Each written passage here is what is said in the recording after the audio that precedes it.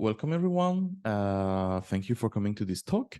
I'm Mamy Ratsimbazafy. I'm leading the ZK engineering at Taiko. Previously, I was working on Ethereum consensus in the Nimbus team from 2018 to 2023. Then after the merge, I took some time off and I'm back to ZK. In the past, I think I did 2 talks about testing, one in 2019 on ensuring consensus quality, and then in 2022 on Ethereum consensus security. So it's all on my GitHub. I have a repo called Mamy talk if you want to see my previous talk. I'm here to talk to you about ZK testing. Currently, ZK is all of the rollups are pretty new. We're still kind of at the beginning of ZK, and there have been so much at stake on like regular on the regular chain and even on side chains on competing chains to Ethereum, like Binance Smart Chain and others. So many hacks that, well, we want to ensure that ZK is also safe. Not only the smart contracts, but whatever is built on top. So I'm going to talk about this. Just a note about Taiko. So let's see. Yeah, Taiko is a type 1 ZK EVM. So we also call this Ethereum equivalent. There is no changes in anything. There is a blog post about from Vitalik that explains the difference between type 1, type 2, type 2.4, type 3, type 4. So basically, for example, type 4, they are compatible at the source code level. So you can use Solidity to program them, but internally, it compiled to something completely different. This causes issue to smart contract. Then you have type 3, type 2.5, type 2. For example, type 2, they might change the gas cost to reflect the prover costs, but this might impact smart contracts like 1inch or Paraswap that depend closely on the gas costs to provide their service. So type 1 is like no compromise. The main issue is that, some operation might cost a lot to prove, but are not costly normally. Like, let's say, hashing operations are usually very costly to prove, but not to do in normal CPU, normal computation. It's also a base rollup, so the security is provided by L1 validators, permissionless and fully open source, and we have this deterministic block execution. So we really want it to be a very easy platform to build on, where you, like in optimistic rollup, you don't really need to think about what are the changes on the Taiko side, because it's as if you were building on L1. And to prove this on a testnet, we have L3. So you basically can use Taiko on top of Taiko on the testnet. Now, the talk is called high assurance software. Why? High assurance is something that came from, I think, 1980s or something like this. And it's been used in specifications from ISO in 1999 as evaluation assurance level. So you start from level 1, something that is functionally tested. That might be something that you did in undergrad. And then you go to level 7, something that is fully formally verified, both the design, so your protocol does what it's supposed to do, and tested. I guess currently all blockchain is at level 4, methodically designed, tested, and reviewed. Why do I say level 4? Because that's what auditors ensure. Like, they check your protocol, they check that your implementation follows the protocol. And most of the software industry, I guess they can deal with level 2 and level 3 and just fix bugs when they appear. They don't have millions of dollars at stake, a very large reputational stake, because when there is an issue, usually in a big company, you don't really hear much about that. It stays internal. There are still industries where you have lots of when something's happen, it's very public. So in the aerospace industry, when you have a shuttle or a rocket that explodes, everyone will talk about it. When you in the airplanes industry, you'll have people dying, you'll be sued. Similarly in the medical industry. So there are still industries everywhere we say critical systems. This means that there are human lives at stake. You need a very high assurance level. So when I say high assurance, I'd say it's level 5 to 7. So how do we go there? That's the goal of the talk. So my definition of high assurance, at least for blockchain, is software that you can trust to build a multi-billion-dollar ecosystem on. And in general, it's software that you can trust to build critical systems, so systems that can also handle human lives. Let's go through some of the software failures that were quite significant in the past 40 years. So often questions, what do Ariane 5, so a rocket to put satellites on around the Earth, Boeing 787 and Gangnam Style have in common? There is a nice long article from the BBC about this. So Ariane 5, there is a post-mortem of the disaster. Basically, it exploded the very first mission, because there was a conversion from 64-bit floating point to 16-bit signed integer value. What happened? They reused Ariane 4 system, and this system was never exercised really. And when they switched to Ariane 5, they thought, oh, all was good. This always worked. That's okay. But they actually had no test. And they hit a boundary condition.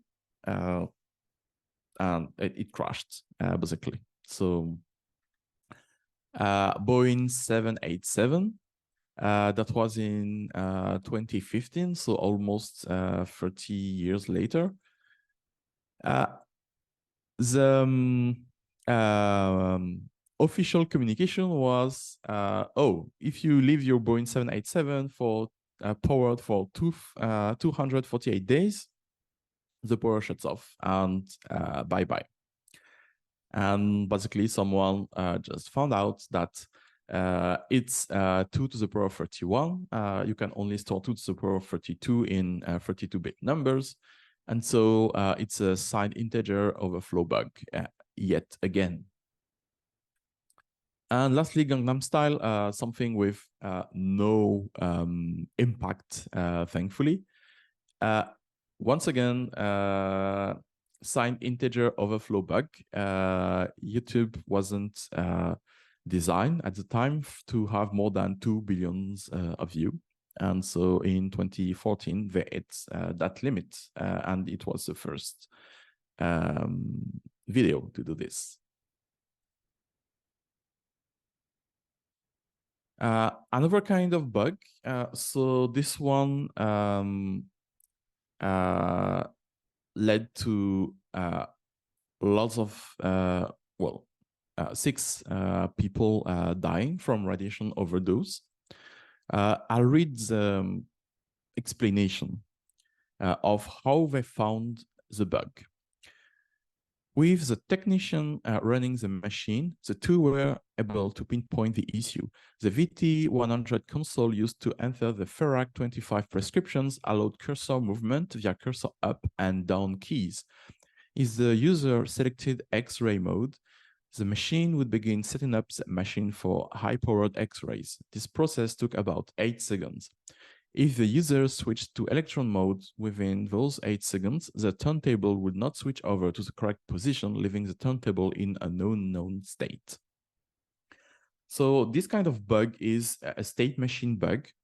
It might also be a specification bug. They forgot to specify what to do when you press a button while you are in a transitional state. And that led to radiation overdose. Like the machine would just radiate on the patient, and then they died a couple of months later. And the machine was, I think, they had like 20 or so failed over, but this was missed.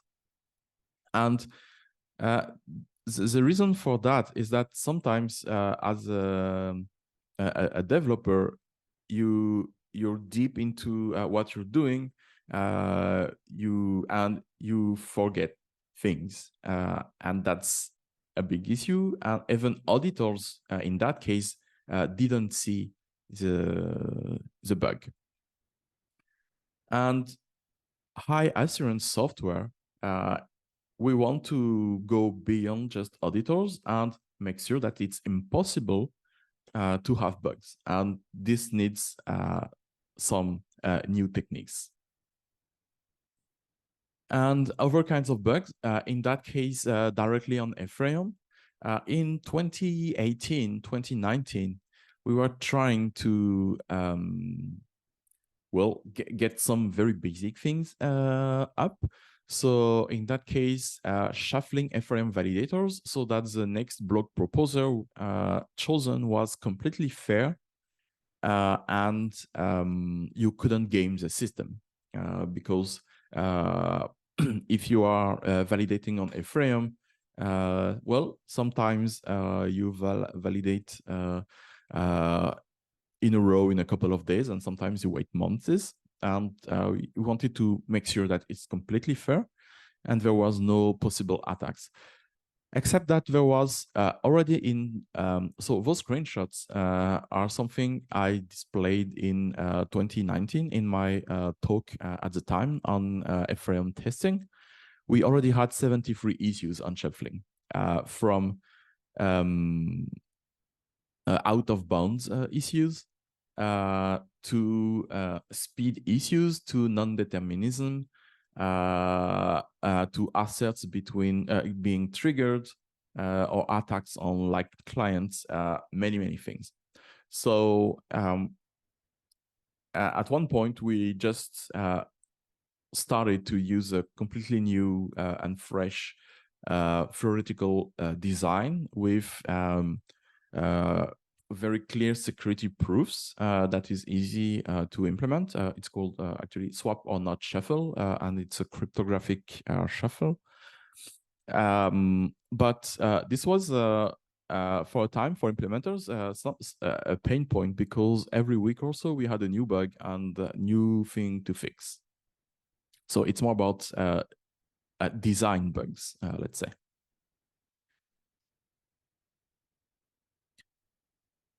And continuing on Ephraim, if you search for underflow, the term underflow in the consensus spec, you'll see that there are 26 commits related to this, 48 pull requests related to this, and 18 issues. So pull request would be something that is catched at review time.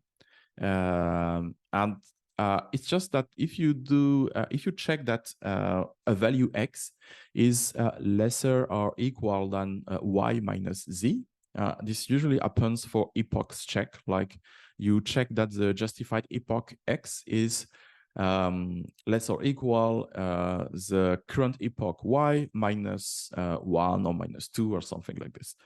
And if you use unsigned integer and you are at Genesis, your Y is 0, and then you check that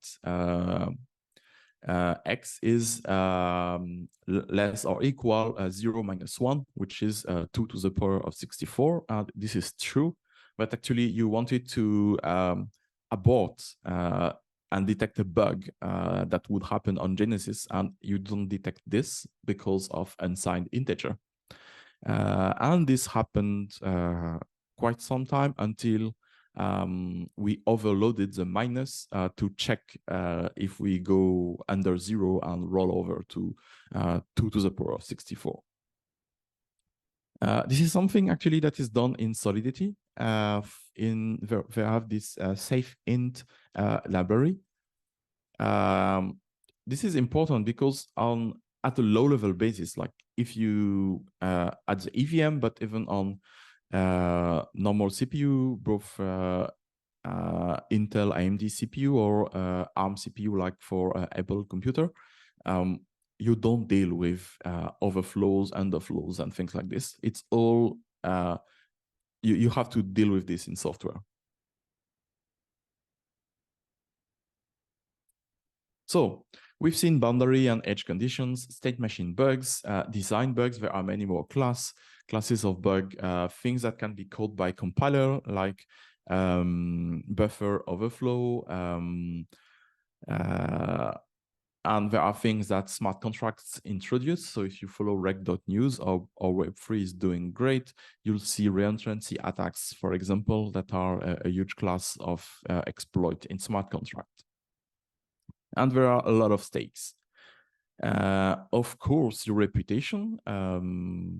Some company had up to 3 exploits, hacks before they start to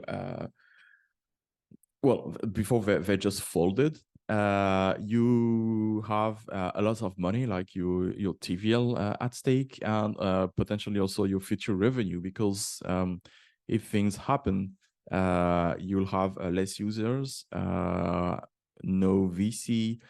No one will want to use what you did. And for dev, you'll slip because you're trying to debug, you have a postmortem, you have explanation, you'll go on Twitter wars. And your slip is very important. So save your slip. How to catch the bugs, how to go beyond audits. So we have various levels of insurances, let's say. The first one is testing. I don't think there are any projects that are still skipping on tests. It's something that has gotten as a software development standard. We had, I think, a decade ago, something called TDD, test-driven development, that might be going a bit too much into the tests, but at least it popularized it. We have now test coverage tools that make sure that all the branches in your code are covered. You just need to be sure, there is this proverb called "you become what you measure." So maybe at one point, people will replace the logic by just returning true or false in a branch, and just to so the coverage tool is happy. You put nice tests, useful tests in there. You have unit testing and integration testing. There are some debate about is unit testing really useful, and integration testing, it should stay under, I don't know, 10 minutes, 1 hour or something for it to be useful. Otherwise, dev don't really use it, or it's too long of a cycle. I have no stake in that debate.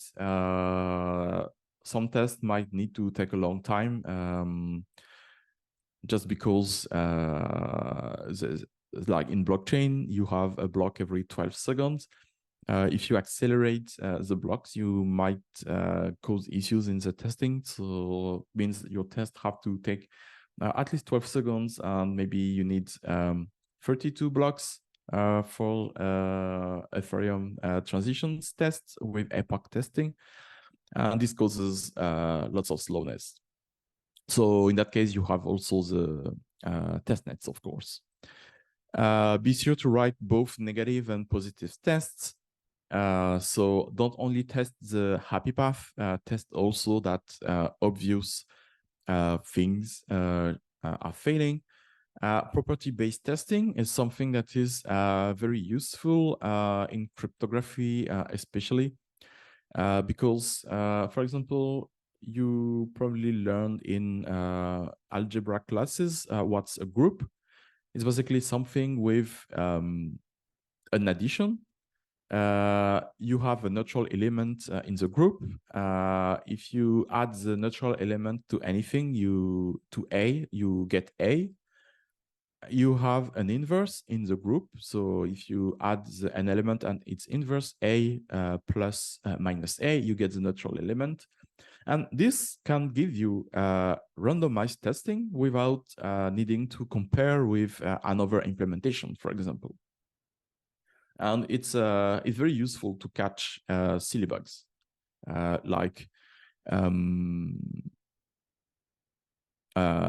your neutral element is not working well, or if you use a uninitialized value, is it set to is it compatible with the neutral element or not?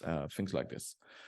Anti-regression tests, you'll likely have bugs during development. Make sure to add those, because that's very helpful when you refactor things.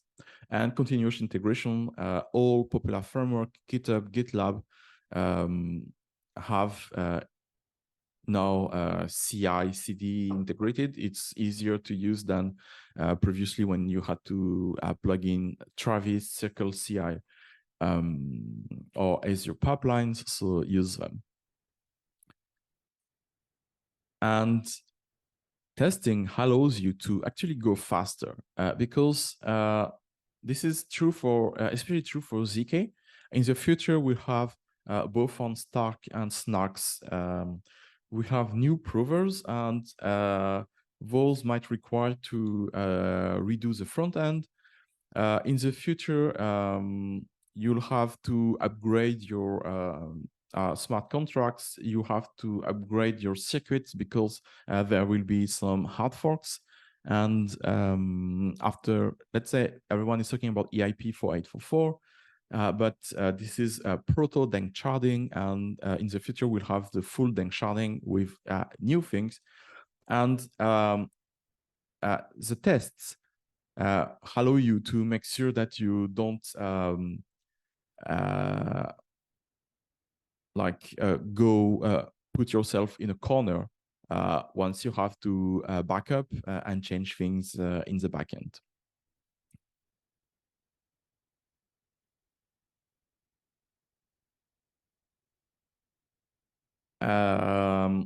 Other thing, auditing. So auditing is now an industry standard in blockchain, in cryptography. Be aware that there are you need months of leading time. Some audits might be needed on an ongoing basis, so you can have the retainer model where you, if you do a small upgrade of your code, you just ask them to review the changes. Auditors are great. There are many. Pick someone that is specialized in what you do. So for ZK, there are still most of the auditors out there are specialized in smart contracts. Some specialize in cryptography, but then in ZK, like if you write ZK circuits in Circom or Hello 2 or Noir or I don't know what language. There are still very few look into the auditors that layer 2s used. And even ask them what feedback they have on them. And now we're going to high insurance, automatic testing, and all that jazz. So there is one very practical techniques that can be used in most language. They most all offer a fuzzing backend. I like to call this Charles Darwin meets software engineering. Why? Fuzzing is based on randomness. So you from totally random inputs, you feed them to your software, you check if it can accommodate them, and then you mutate your input using something called genetic algorithms. So it's basically crossbreeding your input. And you check again if your software can deal with them. And at one point, I don't know if it's hopefully or a sad thing, but it will crash your software with very specialized inputs that you did not think of. Like the very corner cases. This has been used to create crashes on PDF reader, CSV reader, PNG, JPEGs, image formats, everything. It's been used for Microsoft Windows. Everywhere you have user inputs as well, it creates weird characters, like maybe deleting the previous one and checking that you have that you can handle those kinds of things. This is the very first thing auditors do if it's possible. So right now for ZK, it's not yet possible. Well, almost, because there are companies that are planning to do fuzzing, and at Taiko, we are also planning this. We have a draft PR with a proof of concept of fuzzing ZK circuits on the bytecode circuits since 2 days ago. So just in time for the talk. This is very powerful, and one of the questions that you might ask is, how likely is it to arrive at a random input that actually does something that is that is actually a readable image, for example. It's very unlikely, but if you do something called black box fuzzing is you fuzz without any knowledge of the input. So this is very of the the program. This is very useful for anything that takes end user input, because end user can do anything. And for image format, for example, you use something called gray box fuzzing. So it's a mix of some internal knowledge. This internal knowledge is given by when you compile the code, you add instrumentations that tells you about the branches, and then the fuzzer will try to adapt the input to try to get in every branch that exists in your code. So all the if branches, they will try to change the input to target those. And this is how many vulnerabilities are found. And then there is something called white box fuzzing, where you have full knowledge of the of the code, and you create very targeted input. So it's a there is way less randomness needed, but you need some kind of program understanding techniques. This is what I explained in this slide. So gray box fuzzing is also called coverage guided. Then another technique is called symbolic execution. It's a way to analyze a program to know what inputs will trigger what branch. So this is very, very similar to white box fuzzing, but there is no randomness at all. And it's basically solving equation like, I don't know, x square plus a equal something. It's a solver. And when we go to the Holy Grail, there are two kinds, I'd say, of formal verifications. One is model checking. So model checking is going through a program and listing all the possible states of interest and ensure that all the invariants, so preconditions, postconditions, and what's in the middle of computations are maintained. This is quite similar to design by contract, except that you don't check those at runtime. You make sure that your design or your implementation are correct.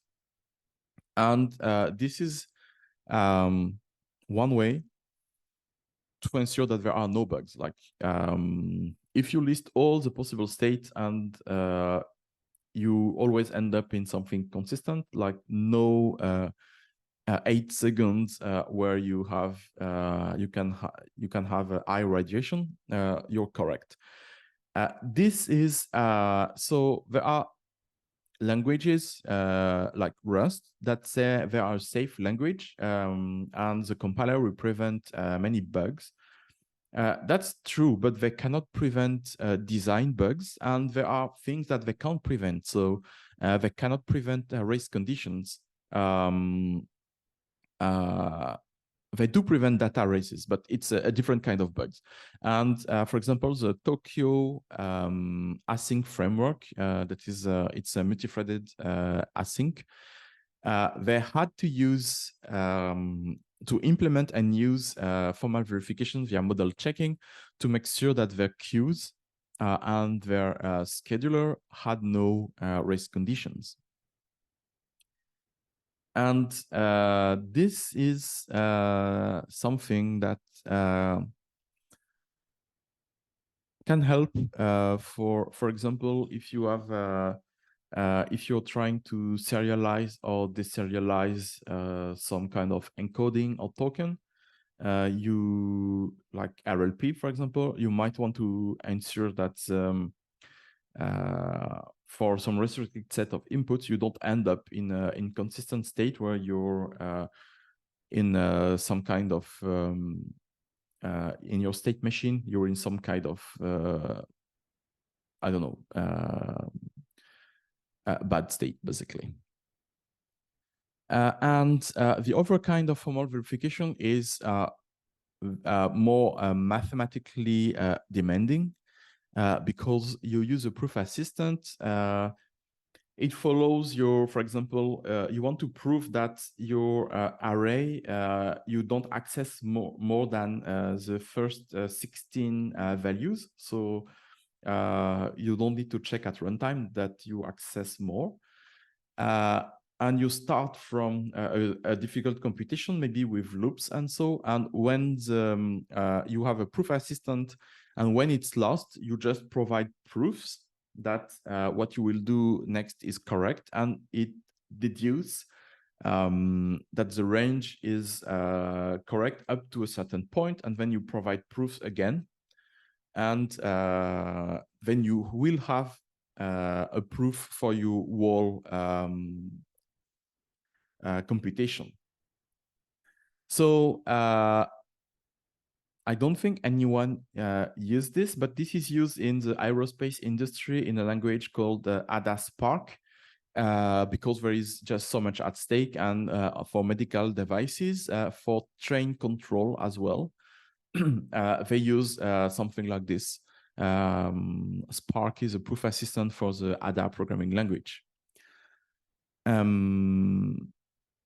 Yeah, so that's all for the techniques. And for ZK, because we are so mathematically inclined, I think for ZK circuits especially, you will have those kind of symbolic execution to prove that there is a special input, for example, for 0 or for 2 to the power of 226 that have specific properties and that might crash your code, and this will find it. And fuzzing is also an easy way to practical way to find bugs. The last part for formal verification is something called correct by construction. It's when you have a formally proven compiler, a formally proven design, and you generate your design with the compiler, and you have no bugs. This is what is used in two cryptographic libraries. One is called Fiat Crypto, and one is called HSCL Star. HSCL Star has been used by Microsoft and the Firefox internet browser to implement the quick protocol TLS v3 as well, so that it's high insurance and they don't have to deal with like TLS. So what's allow you to implement HTTPS had a lot of bugs in all I think there are 7 to 9 production grade library, whole lot bugs over the time related to cryptography, for example. So HSCL Star was trying to fix this by having a formally verified correct byte construction approach.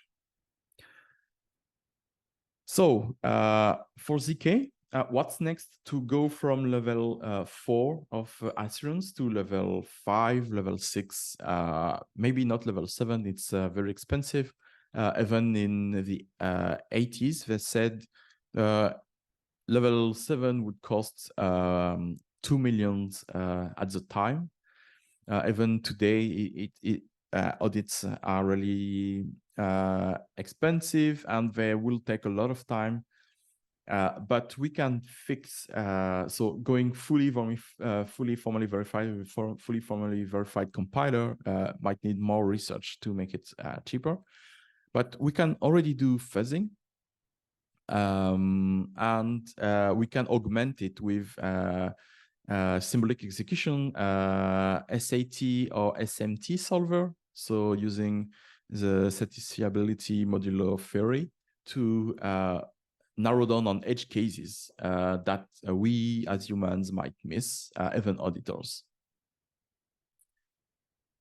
And as I said before, so for ZK, this is not the case yet, but for, let's say, if you code JavaScript, Solidity, Rust, auditors will always start with fuzzing to find areas that have, oh, this looks a bit fragile, and they will run a fuzzer on this. If it finds lots of bugs, they will focus on this. So this was my talk on high assurance ZK, building foundations you can trust. I hope you learned something about testing. To give you an idea, to compare with the consensus layer of Ethereum. On the consensus layer, we had a project called Beacon Fuzz that fuzzed the state transitions as to make sure that everything, all the 5 clients were reliable. We found many bugs in serializations, in shuffling, off by ones, silly bugs. We also had the state transition formally implemented twice in something called the K framework and also in Galois, and it was then formally verified as well. Though keeping up with all the changes, like it was, I think, the 1.0 version that was formally verified, but keeping up with the changes as art forks, it was quite taking quite a lot of time compared to fuzzing. So fuzzing is really what you should start with, and it's easy to maintain. Thank you very much for your time, and if you have questions, you can ask them. Okay, great. Thank you very much. Yeah, we'll have one question in the chat box. So the question is, how Taiko is different with other type 1 ZK EVMs, like Scrolls or Linea? So I think there are no other type 1 ZK EVM, though now there is a type 0 ZK EVM. At least that's the risk 0 blog post. But Scroll is a type 2. And like Vitalik said, it's likely that everyone moves to type 1 as research improves the speed of provers. But the main difference between Taiko and Scroll is that type 2 can change the gas costs of to reflect the prover costs, while type 1 cannot. And then so why change the gas cost? So that you they reflect the time needed to generate a proof. And then I recommend you go over the Vitalik post, which is, I think if you write ZK EVM type, you'll get all the details on the classifications. Great. Mamy is also in a group chat as well. I think later, whether it's Mamy or Joy, will send the link, the Vitalik post link into the group chat as a reference. Great. Any other questions?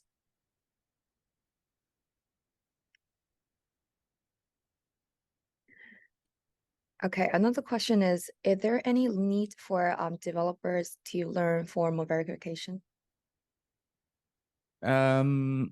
So I think it's good if you're curious. There is so the one that basically popularized formal verification is someone called Leslie Lamport. We actually use one of the thing he created called the Lamport signatures in Ethereum EIP 2333 for BLS signatures on the consensus layer. Is also someone who created the LaTeX to write papers. And and what is most well known is for distributed computing. So he basically created distributed computing through something called Lamport clock for synchronizing distributed systems. And he has a very nice blog post about the uses of formal verification in industry. For example, at Intel, it's used for, so you might be aware that your processor have L1 caches, L2 caches, L3 caches that replicates what is in your RAM, but to make it accessible faster. And you need a protocol to make sure that the caches are well synchronized. And because if there is an error in cache synchronization, you get Eisen bugs, so random bugs in applications, and they use formal verification to ensure that. At Amazon, to synchronize databases, they implemented the databases commit, rollback, protocols through with formal verification to make sure that the design had no bug, and then they implement it completely. So the design where I think Paxos and Raft, Paxos is not the Paxos Gold a stablecoin. It's a consensus algorithm. Trail of Bits, one of the auditor, formally verified, I think the the Ethereum consensus to make sure that to prove that you would have a consensus issue only if you had either 51% attack or 33% attacks, depending on what kind of consensus algorithm you use. So it's not needed yet today, but if you like to design protocols, be it messaging protocols, consensus protocols, it's good to have this in mind.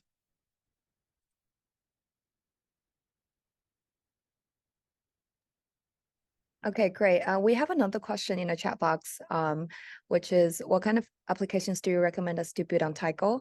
And I saw Miko, who's also from Taiko team as well, send us a link about the ideas that we can build on Taiko. But I also wanted to hear from Mamy, any suggestions of like type of applications that you guys wanted to build on Taiko? Well, we have a grant program right now, so you can look into what people are proposing. It's the grant program is on our GitHub, and basically, the most important part is build something that you appreciate and that you you have fun with and that you want to do on the weekend, because when you try, you have to debug whatever you build. It's thankless, it's painful, and if you don't have fun doing this, or if it doesn't solve a problem, a scratch itch that you have, you'll give up, and that will be sad. So first thing is build something that you like. Then really, we want anyone to build anything on Taiko, but we might have already too many DeFi protocol, anything that makes money. We're like Uniswap clone, maybe not so much, because they will come anyway.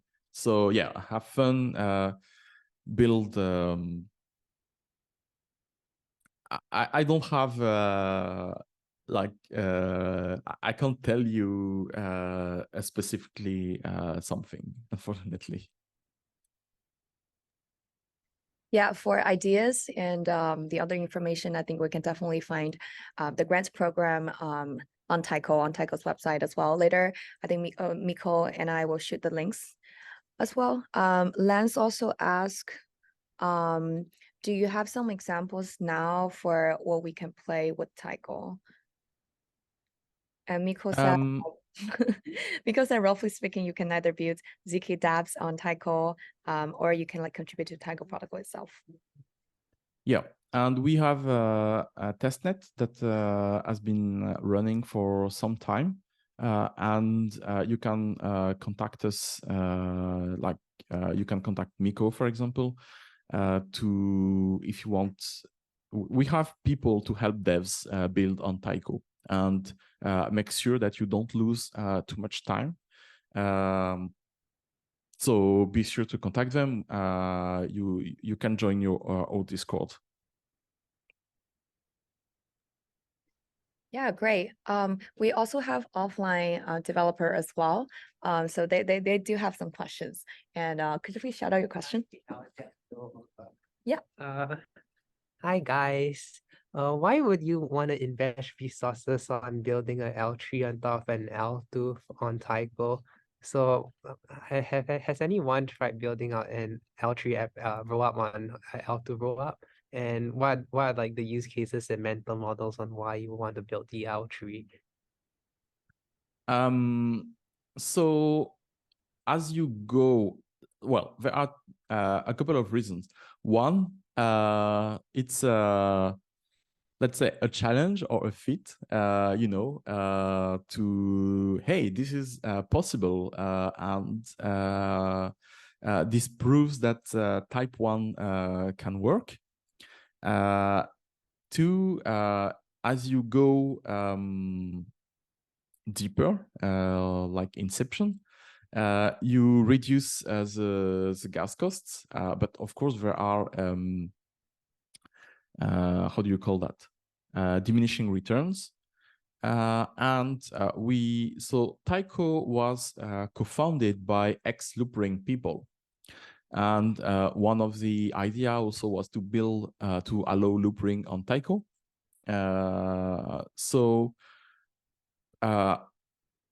It's possible if needed in the future, because gas fees are too expensive, even on L2, you can build L3.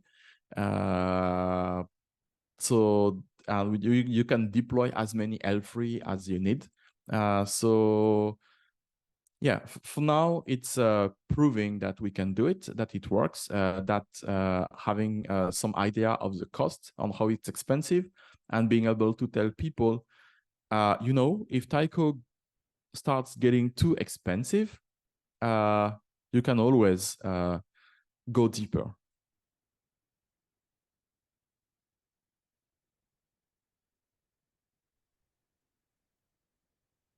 Okay, got it. Thank you. And if you guys have any other questions, feel free to drop in a chat box as well. I saw I saw Miko sending a lot of like informations regarding Taiko. Feel free to click the link. And also another question goes to, under what scenario would user developer care about the instant finality for L2 on L1? And if L2 finality is good enough? So there are, if you look into L1 research, there is a lot of research into single slot finality on Ethereum L1. This prevents reorg attacks. This is very important if you want to enable use cases like when you do a credit card transactions, after at most 5 to 6 seconds that the transactions is either rejected or if it's validated.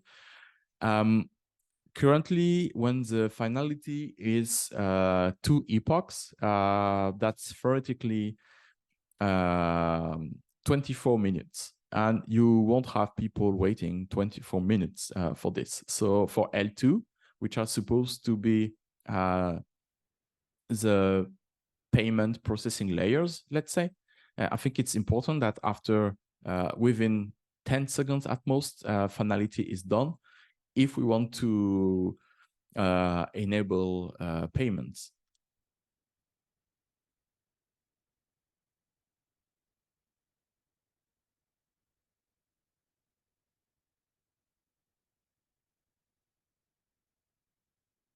Am I still here? Yes, yes. Okay. Great, perfect. I will use the silence to say we're hiring on the ZK team of Taiko. If you like to write ZK circuits, we use Hello to KZG from the Ethereum Foundation, and we're looking for 1 or 2 person. It can be a junior as well. If you're a good Rust developer, we can have you get up to speed with circuit writing.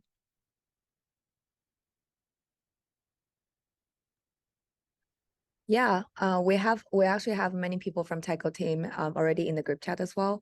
We can also like reach out to Cecilia. Cecilia is in the group chat. So about like any questions regarding Taiko, you can just feel free to drop any questions there. All right. How about we take like 2 other questions and then we're done for today. Because that we loved you guys to build on Taiko. If you like to bounce ideas and what to build, always like hop on a call for a casual chat. And also Taiko team will come to Singapore on this token tour for night. We now, in terms of the progress of the whole ZK Hackathon, now we already have like 17 teams signed up. So we actually go through it. It's actually all of them are pretty like high quality teams. So if you haven't signed up for the hackathon, feel free to sign up on Bewater, which is a developer platform. You can directly sign up on the platform. Looking forward to seeing you guys all here in Singapore. All right, we have one more question. Okay, question. How is the gas fee be like on Taiko compared to Arbitrum? I actually have no idea on this one. I would have to look into it's on the node part, not on the ZK part. So yeah, I can't answer this one. Yeah. Sorry, I actually can. We don't change anything, so there is no change in the gas fees for any opcodes on Taiko. But I don't really understand when you say how is the gas fee built compared to Arbitrum. Like, All right then. Thank you very much. thank you. Bye. Thank you. Bye bye.